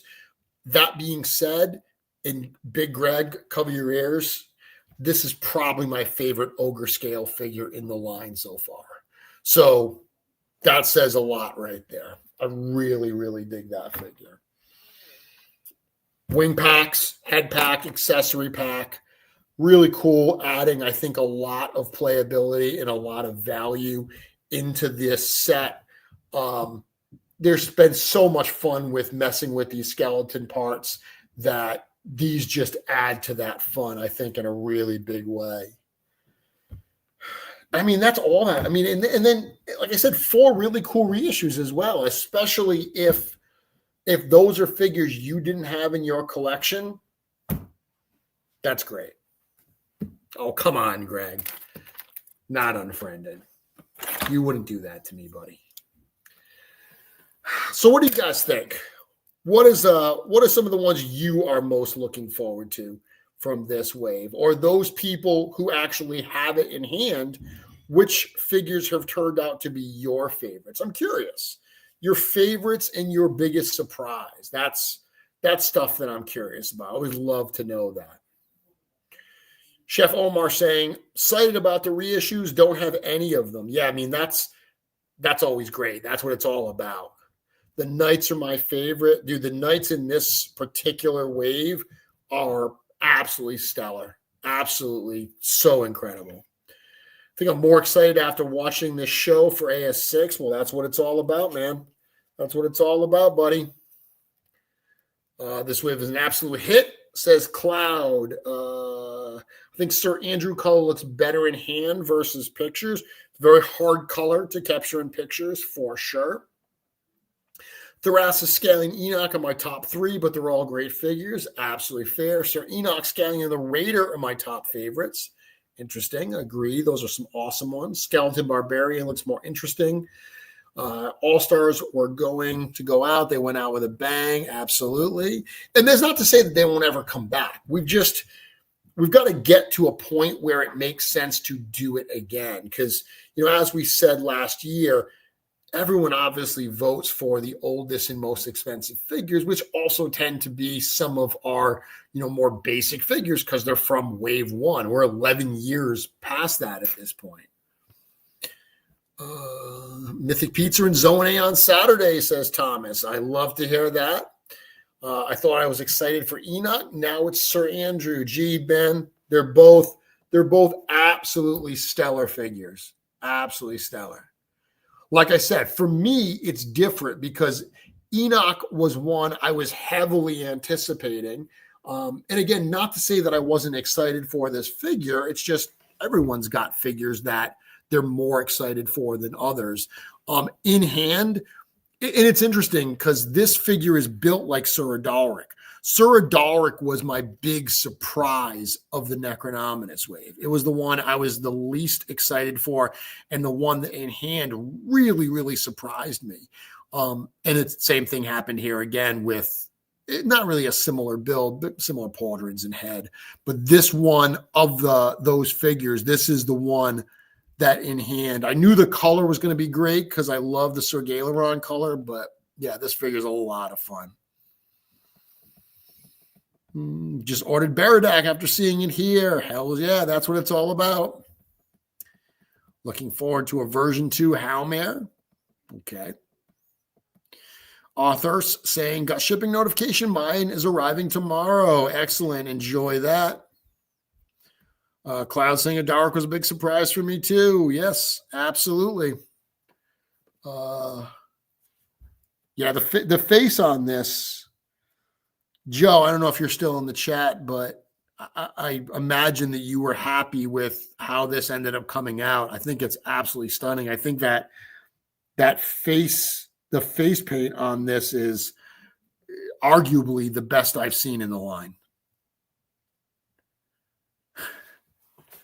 Yeah, this is absolutely great. Yep. Joe says here it came out great. Absolutely. Just every one of these. Like, I just don't know which one to pick up next. Like I said that I don't think I'm going to display him with the flag. That I put the flag in his hand. It's like, nope, he gets the flag. I'll have to put like the sword like through his back or something, like through his belt to have it on his back because he literally has to have that flag. Just look how cool it is. No way he can't have that.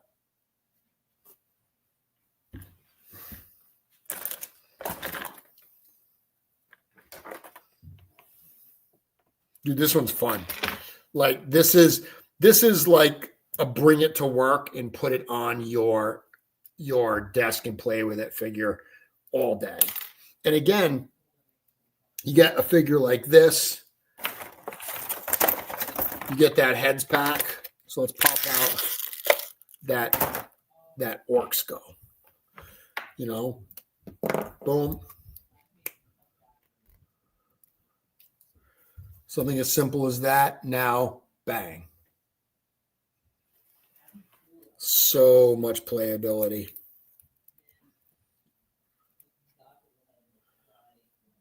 Dude, that orc skull is cool. I've seen the vampire one because the vampire one came with the graveyard skeleton. So we've seen that, but this is the first time we've got the orc skull in hand, and it's darn cool.